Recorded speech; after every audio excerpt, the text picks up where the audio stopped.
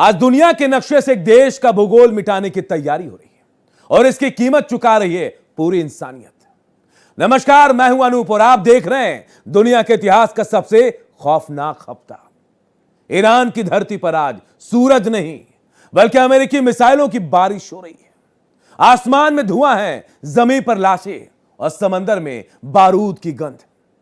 महायुद्ध के छठे दिन दुनिया दो फाड़ हो चुकी है। एक तरफ ट्रंप की दादागिरी है तो दूसरी तरफ रूस और चीन ने ईरान के बहाने सीधे अमेरिका को ललकार दिया है। तो क्या हम तीसरे विश्व युद्ध की दहलीज पार कर चुके हैं?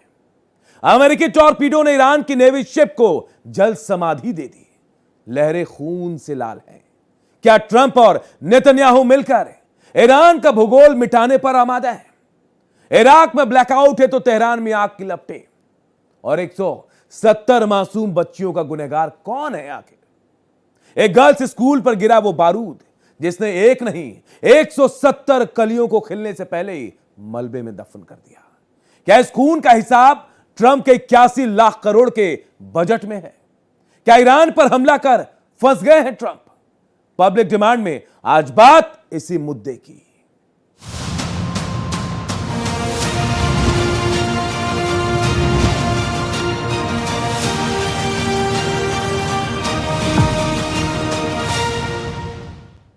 जरा सोचिए, जिस पैसे से दुनिया की भूख मिटाई जा सकती थी, आज उसी पैसे से बारूद खरीदकर मौत बांटी जा रही है। एक आदेश ने ईरान की गलियों में सन्नाटा और अपनों को खोने का खौफ भर दिया।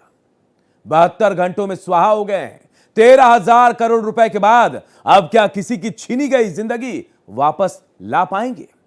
क्या अपनी ताकत दिखाने की यह दादागिरी इतनी बड़ी हो गई? क्या हमें चीखते हुए बच्चे और उजड़ते हुए घर दिखाई नहीं दे रहे? आज का सबसे बड़ा सवाल यही है, क्या जीत वाकई किसी की होगी या अंत में सिर्फ इंसानियत हारेगी? क्या सुपर पावर अमेरिका के राष्ट्रपति डोनाल्ड ट्रंप ने ईरान पर हमला कर अपने पैरों पर कुल्हाड़ी मार ली है? दुनिया पूछ रही है कि क्या अमेरिका फर्स्ट का नारा बुलंद करने वाले ट्रंप अब युद्ध की ऐसी आग में फंस गए हैं जहां से निकलना नामुमकिन है? अरबों डॉलर का खर्च, हजारों सैनिकों की जान का जोखिम और आसमान छूती तेल की कीमतें, क्या यह ट्रंप की दादागिरी है या कोई सोची समझी रणनीति? आज बात करेंगे उस युद्ध की जिसने पूरी दुनिया को तीसरे विश्व युद्ध के मुहाने पर लाकर खड़ा कर दिया है।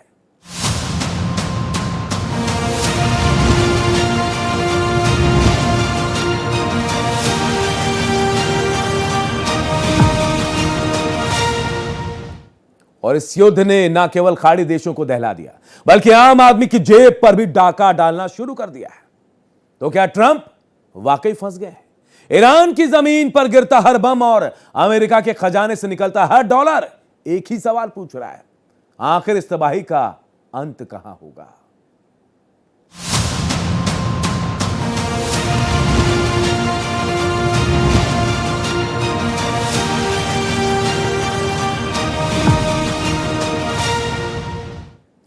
और एक बड़ी खबर आपको बता देते हैं, ईरान पर अमेरिका इजराइल के हमले जारी हैं। ईरान ने इजराइल के ड्रोन को मार गिराया है। देखिए, लगातार हमले हो रहे हैं। हम अलग अलग ब्रेकिंग आपको बता रहे हैं।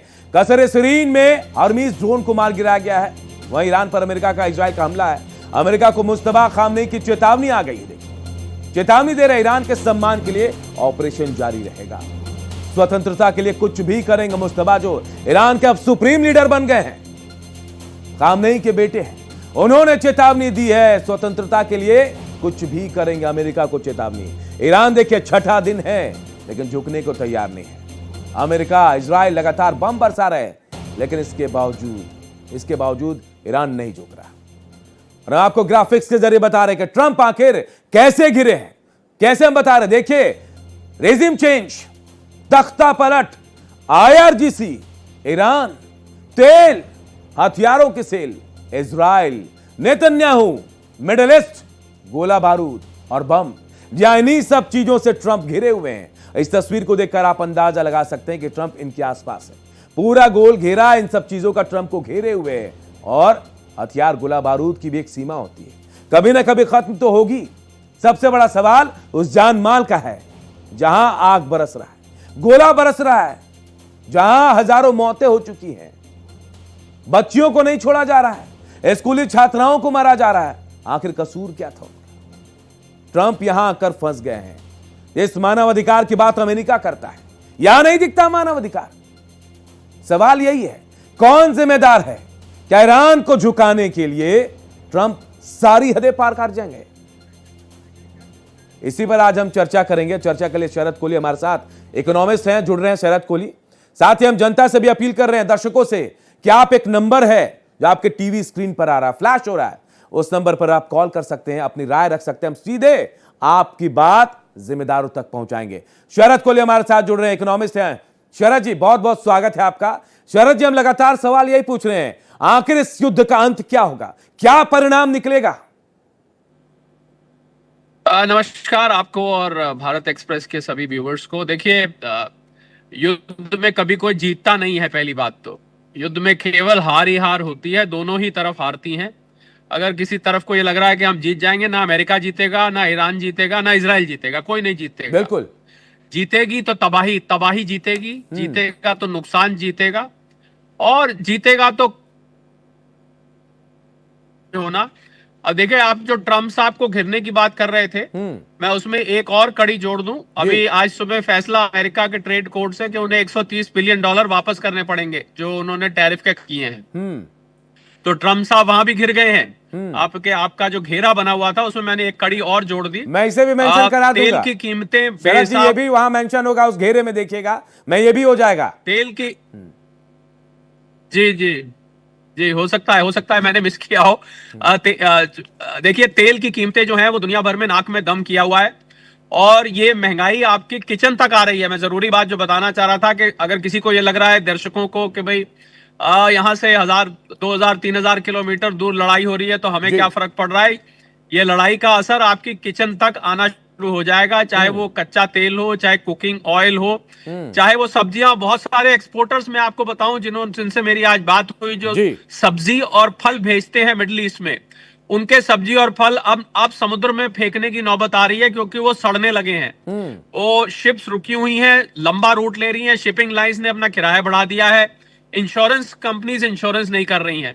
तो आप देख रहे हैं ऊपर से भारतीय रुपया कमजोर हो रहा है, 92, जिसकी वजह से हमारा जो ओवरऑल इंपोर्ट बिल है, वो इंपोर्ट बिल दिन ब दिन बढ़ता जा रहा है। ना केवल कच्चे तेल का, बल्कि बाकी सामान का भी महंगा, क्योंकि हम ज्यादातर इंपोर्ट डॉलर में करते हैं, तो सारा सामान महंगा हो जाएगा।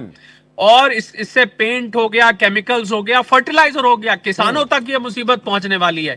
मैंने सब्जी और फल की बात तो करी, पर किसान जो उर्वरक इस्तेमाल करते हैं, फर्टिलाइजर इस्तेमाल करते हैं, उसमें बहुत हद तक एनर्जी का इस्तेमाल होता है, वो महंगा हो जाएगा। तो मुझे लग रहा है ये कोई ये ना समझे कि सिकंदर ने पूरे की थी लड़ाई तो मैं क्या करूं, इससे हमारा कोई लेना देना नहीं है। भारत की जनता भी जो देख रही है, उनको भी कुछ दिनों में उनको असर दिखना शुरू होगा। तो मैं समझता हूं जितनी जल्दी ये खत्म होगा उतना अच्छा है। अंदेशा जताया जा रहा है कि 4-5 हफ्ते तक चलेगा। करीब 1500 से 2000 मिसाइल है ईरान के पास, और मेरे हिसाब से 600-700 वो चला चुके होंगे। अभी तो काफी जो है वो बारूद बाकी है। तो देखना होगा कब तक चलेगा। ईरान झुकने वाला नहीं है, अमेरिका फंस गया है। बिल्कुल आपने शरद जी, क्या हम जिस बात का जिक्र कर रहे हैं, थर्ड वर्ल्ड वॉर के दहलीज पर है, क्योंकि रूस और चीन जो है कहीं ना कहीं ईरान का समर्थन कर रहे हैं, सामने अभी तक नहीं है, लेकिन अमेरिका के साथ कई लोग खड़े हो रहे हैं, यूरोपीय देश। क्या ऐसा हो सकता है कि दो अलग अलग मोर्चा बनकर लड़ाई शुरू हो जाए थर्ड वर्ल्ड वॉर की तरह? देखिए, एक अंग्रेजी में कहावत होती है, all is fair in love and war.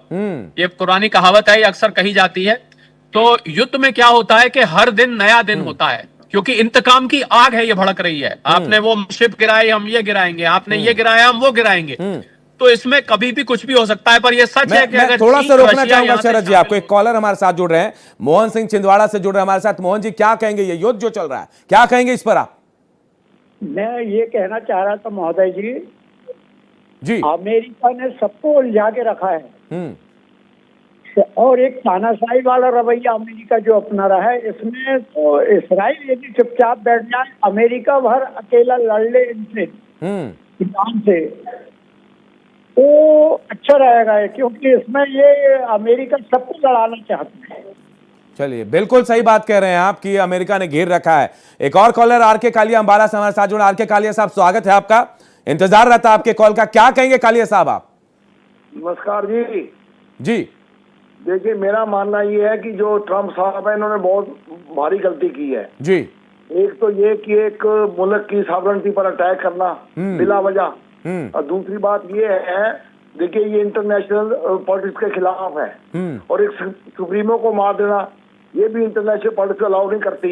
इनकी एक घटिया राजनीति है। मैं ये कहना चाहूंगा, एक शेर कहना चाहूंगा, सियासत को लोग पीने की लत है, इतनी घटिया सियासत को लोग पीने की लत है, वरना सब खैरियत है। बिल्कुल। एंकरिंग को सलाम, बहुत अच्छे, धन्यवाद। बहुत बहुत शुक्रिया आपका, बहुत बहुत कालिया साहब शुक्रिया। तो शरद साहब आप सुन रहे हैं, तमाम लोग हमारे साथ जो कॉलर जुड़ रहे हैं वो बस ये भी जान रहे हैं वो कि भाई अमेरिका जो है, अमेरिका सबको उलझाए हुए है, पूरे देश में तमाम लोग जो है सबको उलझाए हुए हैं, अलग अलग देश अपने आप कहीं ना कहीं उलझे हुए हैं, लोग मान भी रहे हैं कि गलत हो रहा है अनूप। और इसमें मैं एक और बात जोड़ देता हूं जो मोहन सिंह जी ने और कालिया जी ने बात करी है कि अमेरिका में अंदर भी, अमेरिका में हालांकि सेनेट में क्योंकि उनकी अभी मेजॉरिटी है, उन्हें सेनेट में वोट मिला, पर जो आम जनता है अमेरिका की वो भी इसके समर्थन में नहीं है जी। क्योंकि आप किसी दूसरे देश में जाके हमला करें, और ये जब है अनूप, इसमें जरूरी बात कि अमेरिका की अर्थव्यवस्था हालत ठीक नहीं है।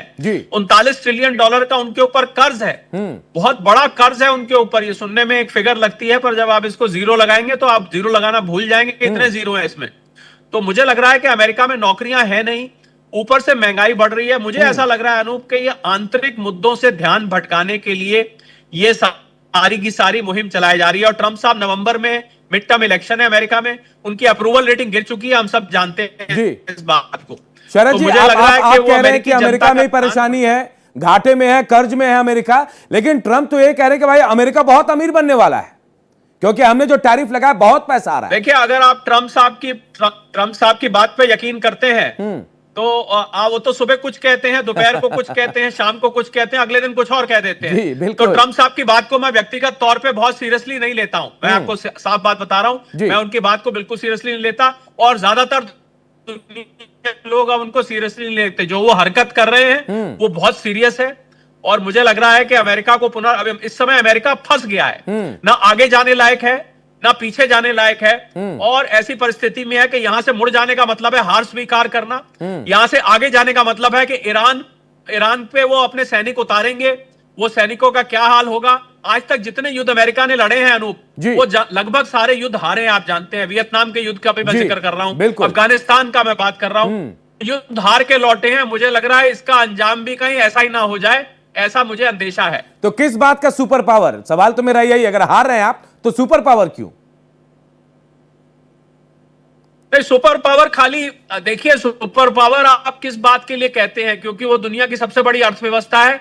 मैं एक अर्थशास्त्री होने के नाते आपको ये बता सकता हूं कि अमेरिका के जो आर्थिक पैमाने हैं वो कतई इस बात का संकेत नहीं करे। जीडीपी ग्रोथ उनकी मात्र 1.4% है, उसमें भी कितनी सच्चाई है इस पे प्रश्न चिन्ह है। उनकी शेयर मार्केट को एक वॉल स्ट्रीट की लॉबी है जो आर्टिफिशियली कृत्रिम तरीके से ऊपर चला रही है। तो मुझे लग रहा है अमेरिका की आप सुपर पावर खाली कागजों पर हैं इस समय। आप जमीनी तौर पे अगर सुपर पावर होते तो ये युद्ध इतने दिन नहीं चलना था अनु। बिल्कुल, सुपर पावर को इतने दिन नहीं लगते हैं जी। इतने दिन कैसे लग गए? 5-6 दिन है आज सुपर पावर को। तो जिस दिन खमेनाई साहब को मारा था उससे अगले दिन युद्ध समाप्त हो जाना चाहिए था। तो ये वो जो हमले कर रहे हैं और जिस प्रकार से ईरान रह रहकर मिसाइल दाग रहा है, और ईरान की स्ट्रेटेजी अमेरिका से कहीं इस टाइम, भले ही उसके टॉप के 40-50 लोग जा चुके हैं, पर मुझे लगता है ईरान की स्ट्रेटेजी बेटर है। यूनिट है वहां पर जो अलग अलग, और उन सबको स्वतंत्रता दी हुई है ईरान की IRGC ने कि आप अपनी तो अमेरिका के एसेट्स पे हमला कर रहे हैं, अमेरिका की शिप्स पे हमला कर रहे हैं। ये तो कहीं लग ही नहीं रहा कि एक तरफा युद्ध चल रहा है, कहीं से एक तरफा युद्ध नहीं लग रहा है, जबकि सुपर पावर है तो एक तरफा होना चाहिए था ना अनूप। क्या ये एक बात बताइए शरद जी, परमाणु हथियार को लेकर उसके बहाने क्या हमला किया गया या फिर कोई और बात थी? तेल का खेल था, वो था इसके पीछे? तेल का खेल था, ये तो हम सब जानते हैं। वेनेजुएला का जो हाल हुआ तेल का खेल था जी। और उसके अलावा इजराइल और ईरान की बहुत पुरानी कट्टर दुश्मनी है। इजराइल ने भड़काया, इनको लगा कि वो न्यूक्लियर प्रोग्राम चला रहा है। हमारे बातों पर चुप करके इतना, ऐसा मुझे नजर आता है कि आप कल्पना कर लें, अज्यूम कर लें और इतना बड़ा कदम आप उठा लें।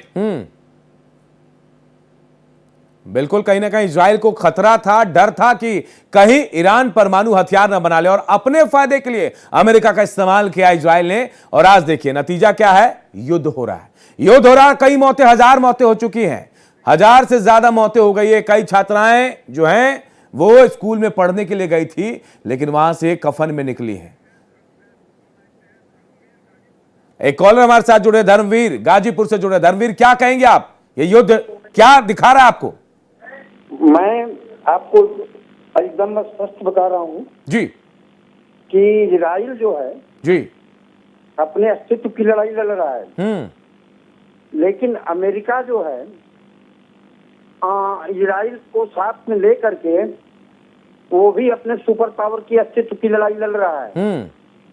क्योंकि अभी वर्ल्ड पोलराइजेशन जो हो रहा था जी, जो नाटो से लेके ब्रिटेन तक, इवन भारत के जो ट्रेड एग्रीमेंट हो रहे हैं, ये सारी चीजें जो दुनिया बदल रही है, इसके अमेरिका के अंदर बड़ी घबराहट थी। और यही घबराहट देखिए उससे लड़ाई तक लिया, ईरान पर हमला करने पर मजबूर कर दिया। बहुत बहुत शुक्रिया धर्मवीर जी। तो देखिए तमाम कॉलर हमारे साथ जुड़ रहे हैं। हम कहेंगे हमारे दर्शक जो भी देख रहे हैं इस वक्त, वो एक नंबर फ्लैश हो रहा है, आप अपनी बात रख सकते हैं, आप हमें फोन कॉल करें और हम आपकी बात सीधे अपने बुलेटिन में लेंगे और आपकी सवाल, आपकी राय भी जानेंगे आपको, और हम वहां तक पहुंचाएंगे जहां तक की आवाज पहुंचनी चाहिए। लेकिन सवाल यह है कि जिस अमेरिका को सुपर पावर कहा जाता है, दुनिया की सबसे बड़ी अर्थव्यवस्था जो खुद को कहता है, क्या वो मानवता जानता है, इंसानियत समझता है? और अगर समझता तो शायद आज 1000 लाशें ईरान में नहीं बिछती। एक कॉलर और हमारे साथ जुड़ रहे हैं, सुरेश सिरमौर से। सुरेश जी, क्या कहेंगे आप? अगर मरता है किसी देश का तो उसके लिए जो है हमारे भारत में इतना होता है, और जब किसी देश में हमारा हिंदू को मारा जाता है तो उसके प्रति कोई विरोध नहीं होता है। इतनी बात है सर। बिल्कुल, चलिए आपने जो बात कही वो अलग तरीके से कही, लेकिन बहुत बहुत शुक्रिया आपका। देखिए लगातार कॉलर जुड़ रहे हैं और हम आपको बताने की कोशिश करें कि आखिर ये युद्ध क्यों हुआ। युद्ध वर्चस्व की लड़ाई, और ये लड़ाई कहीं ना कहीं दुनिया को अलग अलग मोर्चे पर खड़ा कर रही है। दो फाड़ दुनिया के अलग अलग देश के हो रहे हैं और ये बहुत खतरनाक है। ये युद्ध कहीं ना कहीं पूरी दुनिया पर असर डाल रहा है। बड़ी लड़ाई ईरान, इजराइल, अमेरिका के बीच हो रहा होगा, लेकिन इसका असर दुनिया भर में, दुनिया भर के हर घर में हो रहा है, हर घर के किचन में हो रहा है, हर घर की गाड़ी, तेल, जहां भी आप कुछ करेंगे आपको इसका इंपैक्ट देखने को मिलेगा। तेल महंगा होगा, तेल महंगा हो रहा है। सब्जी किचन में, आप समझिए किचन में आपके महंगाई बढ़ जाएगी। आप पिथौरागढ़ से एक कॉलर हमारे साथ जुड़ रहे हैं, उनका भी रुख कर लेते हैं। दान सिंह जुड़े हुए पिथौरागढ़ से। दान सिंह जी, क्या कहेंगे आप? जी सर, नमस्कार। नमस्कार, बताएं क्या कहना चाह रहे हैं आप? जी, मैं ये कहना चाह रहा हूँ कि ये जो ईरान इजराइल का युद्ध हो रहा है जी, इसके बाद जो है बहुत जल्दी वर्ल्ड ऑर्डर चेंज होने की संभावना है। क्योंकि अमेरिका जो अपने आप को सुपर पावर मानता है जी, और अमेरिका की जो सुपीरियरिटी है वो डाउन होने वाली है। बहुत बड़ी बात कह दी आपने कि जो सुपर पावर समझता अपने आप को, उसकी जो है ये पावर घटने वाली है। बहुत बहुत शुक्रिया आपका दान सिंह जी। तो लगातार कॉलर हमारे साथ जुड़ रहे हैं। आजमगढ़ से वीरेंद्र जुड़ गए हमारे साथ। वीरेंद्र, क्या कहेंगे आप? सर ये है कि फ्यूल का ये सब लफड़ा हो गया है तो क्या। बिल्कुल, चलिए बहुत बहुत शुक्रिया वीरेंद्र आपका। और शरद जी लगातार हमारे साथ जुड़े हुए हैं, अपनी बात भी रख रहे हैं। शरद जी, जो लोग हमारे साथ जुड़ रहे हैं फोन कॉल पर, वो भी मान रहे हैं कि इस बार वर्ल्ड ऑर्डर चेंज होने वाला है। जो बड़ी सुपर शक्ति जिसका जिक्र किया जाता है कि भाई अमेरिका सुपर शक्ति है, सबसे बड़ा देश है, सबसे बड़ी सेना जिसके पास है, उसकी पावर घट जाएगी। और यही लोग भी मान रहे हैं, आम लोग भी यही मानने लगे हैं कि भाई अमेरिका अपनी दादागिरी कर रहा है, ट्रंप अपनी दादागिरी चला रहे हैं, लेकिन अंदर खाने अमेरिका भी कमजोर है। चाहे कर्ज की बात हो या दूसरी बात हो, अमेरिका भी कमजोर है। और इस बार का युद्ध जो है बहुत बड़ी कहानी कहने वाला है। कर्ज में डूबा है अमेरिका, लेकिन इसके बावजूद अमेरिका ईरान पर ताबड़तोड़ हमले कर रहा है। इजराइल उसका साथ दे रहा है, लेकिन अमेरिका को शायद पता नहीं चल पा रहा है कि इजराइल अपना हित साध रहा है। ये की तरफ से भी कहा गया। और देखिए बड़ी खबर बता रहे हैं, अमेरिकी स्टॉक में 25% से ज्यादा थर्ड मिसाइलें खत्म हो गई।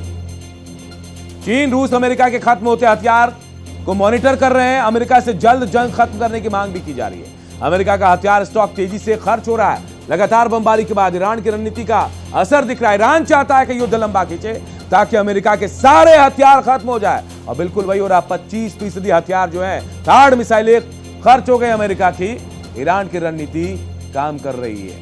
और एक और बड़ी खबर, ईरान का अजरबैजान पर भी हमला हुआ है। आईआरजीसी का अमेरिकी तेल टैंकर पर अटैक। लेबनान में यूएस का भी हमला देख रहे हैं। 77 लोगों की लेबनान में अब तक मौत हो चुकी है। यूएस इजराइल के हमलों में 527 जख्मी हुए लेबनान में। ये बड़ी खबर आपको बता रहे हैं। ये युद्ध सिर्फ इंसानियत को मार रहा है, आम इंसान मर रहे हैं। कौन दोषी है, कौन गलत सही है, ये मिसाइलें नहीं देखती। और महायुद्ध से जुड़ी एक बड़ी खबर आपको और बता दें। नाटो महासचिव मार्क रूटे का बड़ा बयान सामने आया है। ईरान यूरोप के लिए खतरा बनने के करीब था। ईरान की परमाणु क्षमता खत्म करना जरूरी। देखिए, नाटो भी अमेरिका के साथ खड़ा है और ईरान पर जो आरोप लगाए गए थे वही आरोप अब नाटो की तरफ से भी लगाया जा रहा है। या और बड़ी खबर आपको बता रहे, भारत में ईरानी राजदूत का भी बड़ा बयान सामने है। बड़ा बयान, हमारे टारगेट पड़ोसी नहीं, डॉक्टर फताली कह रहे हैं, बच्चों को निशाना बना रहा है यूएस, डॉक्टर फताली कह रहे हैं। वहीं देखिए और बड़ी खबर, कुर्द में यूएस इजराइल के ताबड़तोड़ हमले हो रहे हैं। सैन्य बेस, पोस्ट, बासिस ठिकानों पर हमला हो रहा है। अलग अलग शहरों में सायरन बज रहे हैं। ये बड़ी खबर आपको बता रहे हैं, जो बड़ी खबर उस महायुद्ध से जुड़ी कि कहां किस ओर ये युद्ध जा रहा है, कौन अमेरिका के साथ है और कौन उसके विरोध में बात कर रहा है। तो सवाल सिर्फ 13,000 करोड़ के धुएं या 81 लाख करोड़ के बजट का नहीं है। सवाल उस नीत और नियत का भी है जिसने शांति की जगह बारूद को चुन लिया। ट्रंप का यह शक्ति प्रदर्शन और ईरान का यह प्रतिरोध शायद इतिहास के किताबों में दर्ज हो जाए, लेकिन उन उजड़े हुए घरों का हिसाब कौन देगा? अरबों डॉलर के इस खेल में जब मिसाइलें चलती हैं तो सिर्फ इमारतें नहीं गिरती, किसी का भरोसा, किसी की दुनिया उजड़ जाती है। सवाल यह है कि क्या वाकई यह युद्ध जरूरी था? जब मिसाइलें आसमान चीरती हैं तो वो ये नहीं पूछती कि नीचे कौन सो रहा है, बच्चा है, ईरानी है या अमेरिकी है। ट्रंप की यह दादागिरी और अरबों डॉलर का यह हिसाब किताब उस मां के सामने बौना है जिसने अपनों को इस नफरत की आग में झोंक दिया। संवेदनाएं मर चुकी हैं। जब ट्रंप और नेतन्याहू की मिसाइल एक गर्ल्स स्कूल को कब्रिस्तान में बदल देती हैं तो समझ लीजिए कि दुनिया ने अपनी दिशा खो दी है। इतिहास गवाह है कि जंग के मैदान में कभी कोई नहीं जीतता, बस जो कम हारता है उसे विजेता मान लिया जाता है। सत्ता के गलियारों में बैठे लोग शायद भूल गए हैं कि बारूद की कोख से कभी अमन पैदा नहीं होता। अब फैसला वक्त के हाथों में, और इतिहास कभी किसी को माफ नहीं करता। आज के लिए बस इतना ही। देखते रहिए भारत एक्सप्रेस। नमस्कार।